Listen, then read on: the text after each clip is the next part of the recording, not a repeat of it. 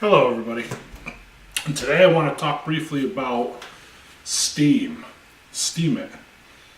Steemit.com. So I'm going to try to do this in a few minutes because I tend to ramble and be long, and I want to try to avoid that. And I don't have a ton to say about it because I don't know a lot about it. It's based in cryptocurrency, right? So it's like a social media platform, kind of almost like a cross between like maybe Facebook and Reddit.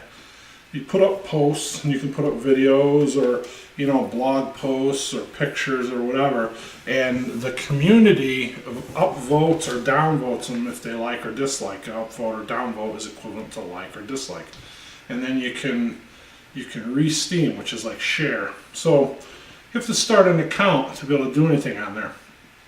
And I watched a couple weeks ago the podcast that American Homestead does on Saturday night, and Zach addressed Steemit. That's the first time I ever heard of it, and it was interesting to me. So I went over and checked it out, and I started an account, and I started putting some stuff there, and I like it.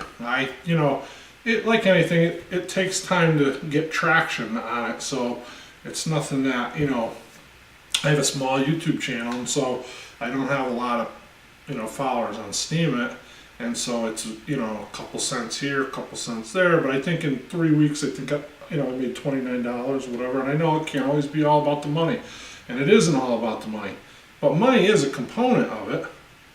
And I'd be lying if I said that I didn't want to get paid for my efforts. I write these stories, that EMP series, and other short stories, the poetry, stuff like this, and I do doing that homestead project in Virginia where my wife and I bought a property, and we're trying to get ready to move down there in our retirement, and so I'm trying to chronicle some work that we're doing there.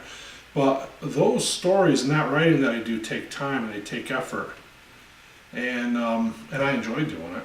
So nobody owes me anything for it, that's for sure. But would I like to make a few bucks at it? Well, sure I would. I mean, that's how this country works, right? Free enterprise. You want to get paid for your efforts. When I was a kid, that's how it worked. You were taught you want money, you go out and work for it, do something, provide a value, and people will pay you for it. And I know that principle doesn't hold really today. Most people are linemen today, right? You just wait in line for the check or for the whatever it is that your government's giving you for free. It's ridiculous, but that's a whole other thing, so I'm not even going to go down that road.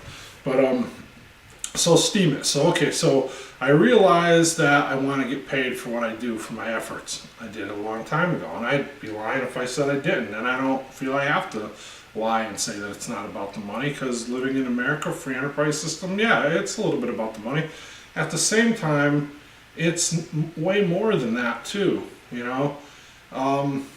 It's about doing something you like. It's about breaking away from the controls of the censorship, the government, like big corporations of everything. And so YouTube allowed people some freedom to do that, and then it started changing, right? So there's censorship, there's the demonetization. So of course Google owns YouTube, and so it's a huge leftist agenda at play, like every other media thing, and YouTube's just falling in with that, in my opinion.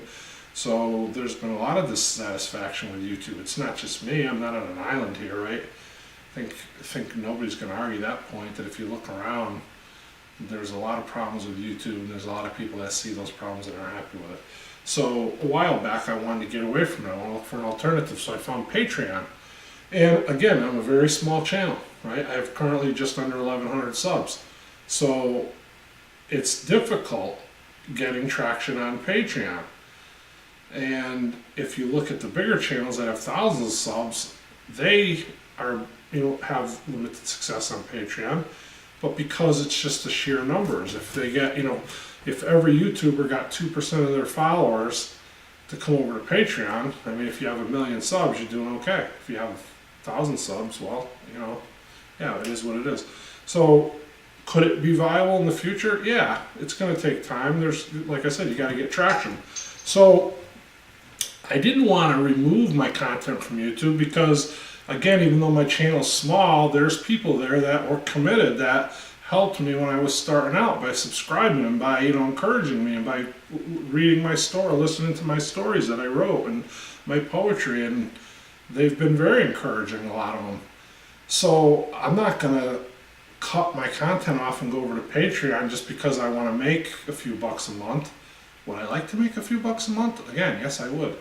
But I'm not gonna, that's not my sole purpose, so I'm not gonna do that. I'm not gonna leave those loyal subscribers that have enjoyed my writing and have followed me and helped me and are helping me build this channel from nothing to what it is now, which is just maybe one increment above nothing. But again, I'm a very small channel, but it's growing, so we don't know where that's gonna go. I don't know where that's gonna go.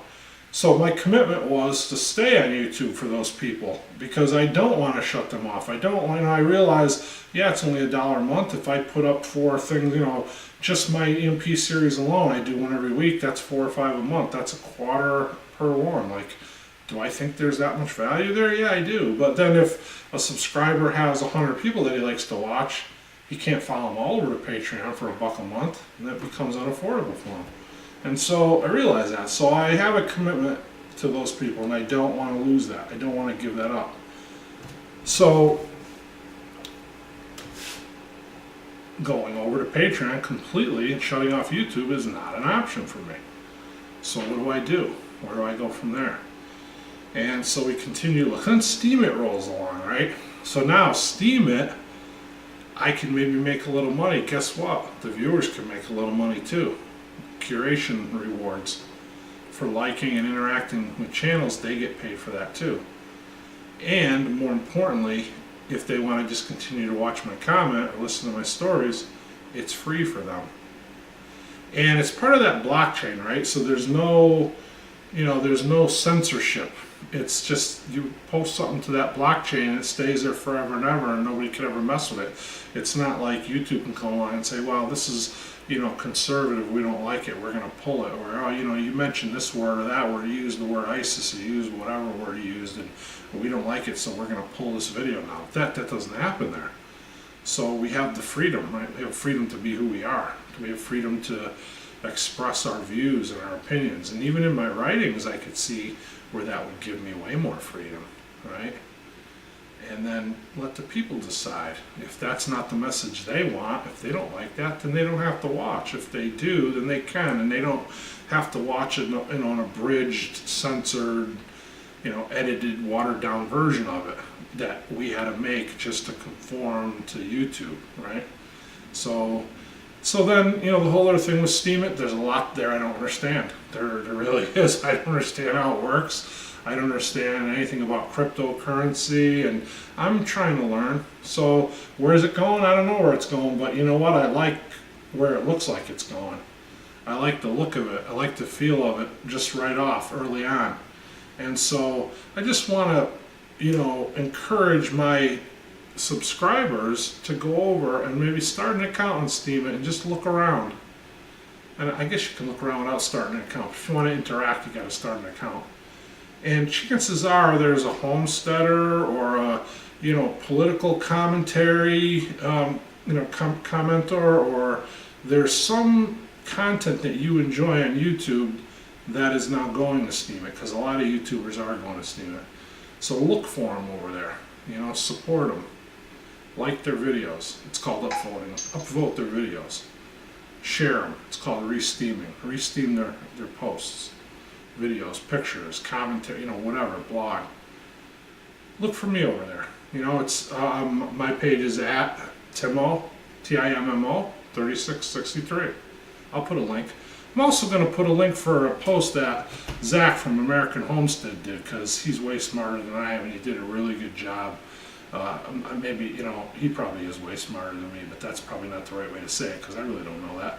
But I know that he knows a lot more about Steemit and about cryptocurrency and about the blockchain than I do. And so, since that's what we're talking about now, in that context, he's way more smarter than I am. So I'm going to post a video from him. It was a little lengthy. It was 24 minutes. Go over and check it out. It is worth the 24 minutes. And I'll explain a little about it, and a little about, I think, has a little insight into the politics of YouTube, and it's sickening, like, where that's all going. So Steemit, that may be the replacement for YouTube for me, because it can maybe allow me to make a little money, which isn't the most important thing, but it's up there. And it can also allow me to fulfill my commitment to the subscribers that have helped me build my channel and continue to help me build my channel into providing content that is free for them to view. Unlike Patreon, there's no admission price. And so I still like Patreon. I'm still gonna, work over there too, but I think Steemit kind of is like, it fulfills a lot of those things. And because of that, it's all in that blockchain. There's no censorship and all that, and there's nobody there that can swoop in and pull your post down if they don't like it. I really like that. I really like the freedom to express ourselves and be who we are over there. And I guess we have that freedom on Patreon too.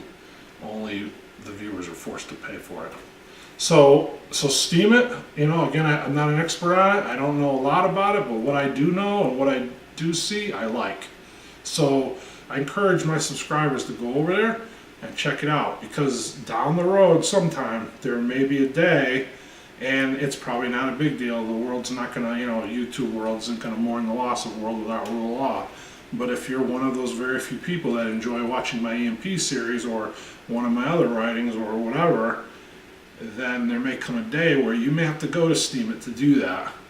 And again, it'll be free. Not only will it be free, you'll be able to make some money doing it. So check it out. I encourage you. I encourage you to watch Zach's video. And if you have any other YouTube creator that you enjoy, email them and see if they're over at Steemit, or post a question on one of their videos, or just go over there and look for them. And there's a good chance they are, because I think it's like 2,000 people a day are starting accounts over there. And I know they're not all YouTubers, but a lot of YouTubers are going there. So check it out. Steam on. Thanks. God bless you.